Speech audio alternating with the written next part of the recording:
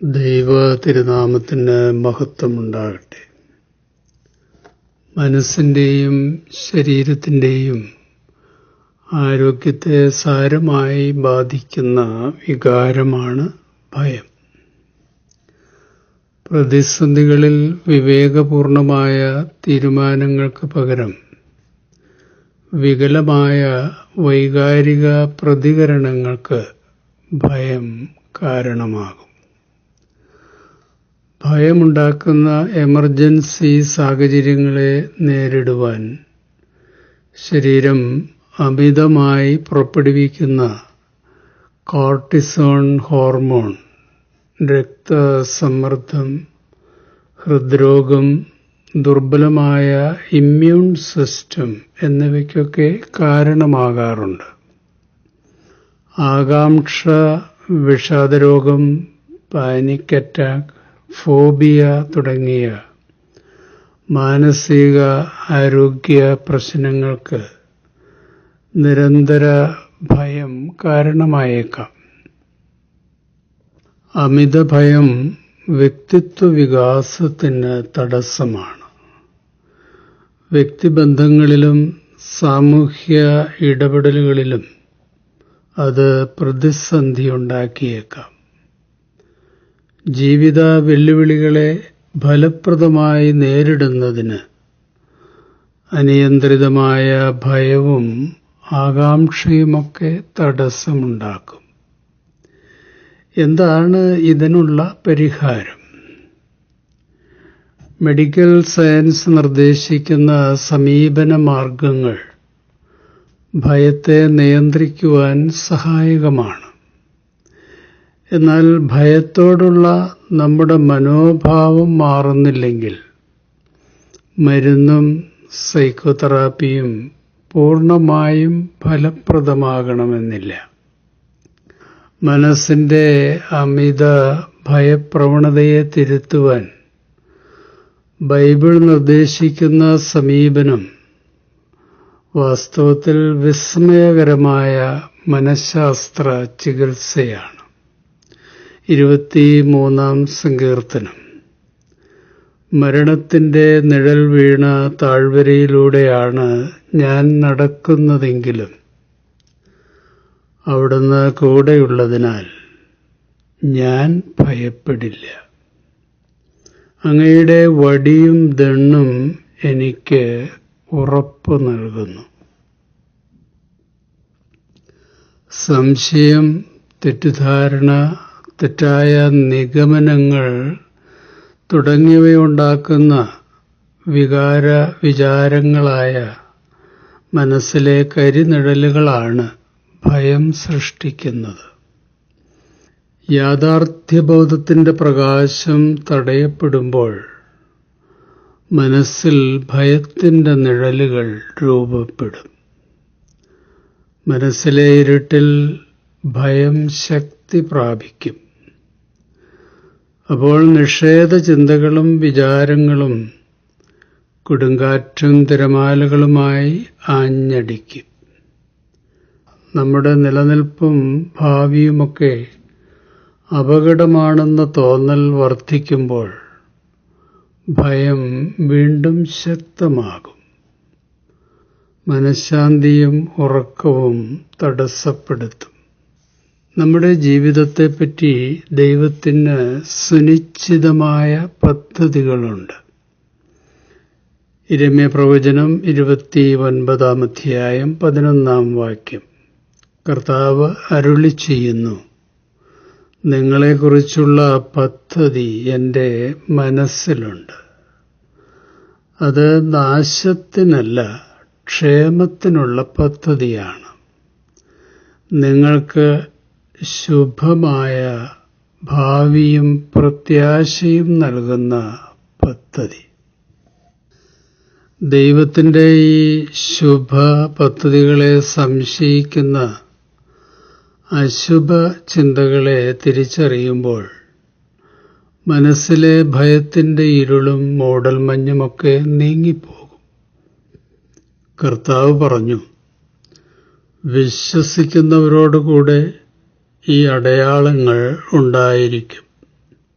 അവർ എൻ്റെ നാമത്തിൽ പിശാചുക്കളെ ബഹിഷ്കരിക്കും, പുതിയ ഭാഷകൾ സംസാരിക്കും, അവർ സർപ്പങ്ങളെ കയ്യിലെടുക്കും, മാരകമായ എന്ത് കുടിച്ചാലും അത് അവരെ ഉപദ്രവിക്കുകയില്ല, അവർ രോഗികളുടെ മേൽ കൈവയ്ക്കും, അവർ സുഖം പ്രാപിക്കുകയും ചെയ്യും. മർക്കോസ് 16-ാം അധ്യായം. ക്രിസ്തുവിന്റെ നാമത്തിൽ പ്രാർത്ഥിക്കുകയും ക്രിസ്തുവിന്റെ വചനത്തിൽ വിശ്വസിക്കുകയും ചെയ്യുമ്പോൾ മനസ്സിലെ ഭയത്തിന്റെ നിഴലുകൾ മാറും, പ്രത്യാശയുടെ വെളിച്ചം പ്രകാശിക്കും. സത്യം തിരിച്ചറിയുമ്പോൾ സത്യം നമ്മെ ഭയങ്ങളിൽ നിന്ന് സ്വതന്ത്രരാക്കും. ഭയം മനസ്സിലുണ്ടാക്കുന്ന അന്ധകാരം നമ്മെ നിസ്സഹായരാക്കാനുള്ള സാത്താന്റെ പ്രധാന ആയുധമാണ്. അപകടപൂർണമായ അനേകം കൂരിരുൾ താഴ്വരകളിലൂടെ ഏകനായി നടന്ന ദാവീദിനെ നിർഭയനാക്കിയത് ദൈവാശ്രയത്തിലുള്ള അനുകൂല ചിന്തകളായിരുന്നു. എന്തൊക്കെയായിരുന്നു ആ അനുകൂല ചിന്തകൾ? ഏകാന്ത ദുരന്ത താഴ്വരയിൽ ഞാൻ തനിച്ചല്ല, എൻ്റെ ഇടയനായ യഹോവ എൻ്റെ കൂടെയുണ്ട്. മരണനിഴൽ താഴ്വരയിലൂടെ ഞാൻ നടക്കുമ്പോൾ അവൻ്റെ ശാശ്വത ഭുജങ്ങൾ എന്നോടൊപ്പമുണ്ട്. ദാവീദിന്റെ സങ്കീർത്തനങ്ങളിൽ ഈ അനുകൂല ചിന്തകളുടെ ആവർത്തനം നമുക്ക് കാണുവാൻ കഴിയും. മനസ്സിൽ ഭയത്തിന്റെ കരിനിഴൽ നിറയുമ്പോൾ ദാവീദ് ദൈവത്തിലേക്ക് നോക്കുമായിരുന്നു. അപ്പോൾ അവന്റെ മനസ്സിലെ അന്ധകാരം മാറി പ്രത്യാശയുടെ സൂര്യൻ ഉദിക്കുമായിരുന്നു. ദാവീദിന്റെ സഹനയാത്രയിൽ രഥങ്ങളും കുതിരകളുമല്ല, ദൈവത്തിലുള്ള ആശ്രയവും അനുകൂല ചിന്തകളുമായിരുന്നു ധൈര്യം നൽകിയിരുന്നത്. രോഗങ്ങളും മരണവും ശത്രുവും അപകടങ്ങളും പതിയിരിക്കുന്ന ജീവിതയാത്രയിലെ കൂരിരുൾ താഴ്വരയിലൂടെ നടക്കുമ്പോൾ നമ്മൾ ഒരിക്കലും തനിച്ചല്ല. സർവശക്തൻ നമ്മോടൊപ്പമുണ്ട്. ഈ പ്രത്യാശയിൽ നമ്മൾ മനസ്സിനെ ഉറപ്പിക്കണം. അപ്പോൾ സധൈര്യം മുന്നേറുവാൻ നമ്മൾ ശക്തരാകും.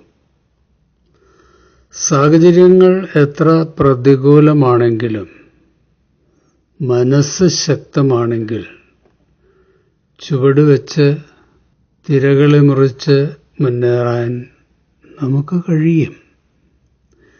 ദാവീദിനെപ്പോലെ സർവശക്തനായ ദൈവത്തിന്റെ മുഖത്ത് നോക്കി പ്രകാശിതരായി നമുക്ക് മുന്നോട്ട് പോകാം. നമ്മുടെ ജീവിതത്തിലെ സകല പ്രതിസന്ധികളെയും ശത്രുക്കളെയും തടുത്തു മാറ്റുവാൻ നമ്മുടെ സ്നേഹ ഇടയന്റെ കയ്യിലെ വടിയും കോലും പൂർണ്ണമായും പര്യാപ്തമാണ്. മനസ്സിനെ ഈ സത്യം പറഞ്ഞ് നമ്മൾ വിശ്വസിപ്പിക്കണം. ഈസ്റ്റർ പ്രഭാതത്തിൽ നമ്മുടെ കർത്താവ് മരണത്തെ തോൽപ്പിച്ച് കീഴടക്കി. ഇന്ന് മരണം ദുർബലനാണ്. നിത്യതയിലേക്കുള്ള സുരക്ഷിത കവാടമാണ് മരണം. ഇപ്പോൾ നിങ്ങൾ മരണനിഴൽ താഴ്വരയിലാണെങ്കിലും ഭയപ്പെടേണ്ട കാര്യമില്ല. കാരണം നമ്മെ കൂട്ടിയിട്ട് പോകാൻ ഇമ്മാനുവേൽ അവിടെ നമ്മോടൊപ്പമുണ്ട്. മനസ്സിൽ ഭയത്തിന്റെ അന്ധകാരം നിറഞ്ഞപ്പോൾ ദാവീദ് ഉറക്കെ പാടി, ഭയമുണ്ടാകുമ്പോൾ ഞാൻ അങ്ങയിൽ ആശ്രയിക്കും.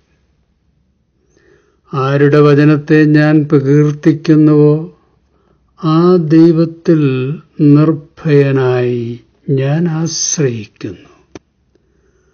മനുഷ്യന് എന്നോട് എന്താണ് ചെയ്യുവാൻ കഴിയുക? 56-ാം സങ്കീർത്തനം. കർത്താവിന്റെ പ്രകാശവും രക്ഷയുമാണ്. ഞാൻ ആരെ ഭയപ്പെടണം? കർത്താവ് എൻ്റെ ജീവിതത്തിന് കോട്ടയാണ്. ഞാൻ ആരെ പേടിക്കണം? എതിരാളികളും ശത്രുക്കളുമായ ദുർവൃത്തർ ദുരാരോപണങ്ങളുമായി എന്നെ ആക്രമിക്കുമ്പോൾ അവർ തന്നെ കാലിടറി വീഴും. 27-ാം സങ്കീർത്തനം. സർവശക്തൻ വ്യക്തിപരമായി നമ്മോട് പറയുന്നത് ശ്രദ്ധിക്കാം. നിന്റെ ദൈവവും കർത്താവുമായ ഞാൻ നിന്റെ വലത്ത് കൈ പിടിച്ചിരിക്കുന്നു. ഞാനാണ് പറയുന്നത്, ഭയപ്പെടേണ്ട, ഞാൻ നിന്നെ സഹായിക്കും. യെശയ്യാപ്രവചനം 41-ാം അധ്യായം. ആശ്വാസദായകനായ കർത്താവ് നമ്മുടെ ഹൃദയത്തിൽ തൊട്ട് പറയുന്നു, നിങ്ങളുടെ ഹൃദയം കലങ്ങരുത്, ദൈവത്തിൽ വിശ്വസിക്കുവിൻ, എന്നിലും വിശ്വസിക്കുവിൻ. യോഹന്നാൻ 14-ാം അധ്യായം. സർവശക്തന്റെ ഈ വാക്കുകളിൽ നമ്മൾ മനസ്സുറപ്പിക്കുമ്പോൾ മനസ്സിൽ പ്രത്യാശയുടെ സൂര്യനുദിക്കും. മനസ്സിലെ ഇരുട്ടും ഭയവും നീങ്ങിപ്പോകും. വെളിച്ചം തരേണമേ, വെളിച്ചം തരേണമേ, നിത്യമാം പ്രകാശമേ, വെളിച്ചം തരേണമേ. എന്നെ നീ കാണും പോലെ നിന്നെ ഞാൻ കാണുവാനായി വെളിച്ചം തരേണമേ, വെളിച്ചം തരേണമേ, നിത്യമാം പ്രകാശമേ, വെളിച്ചം തരേണമേ. ക്രിസ്തുയേശുവിന്റെ വിസ്മയ നാമത്തിൽ അപേക്ഷിക്കുന്നു. കൃപയോടെ കേൾക്കണമേ. ശുഭാശംസകളോടെ എ പി ജോർജച്ചൻ.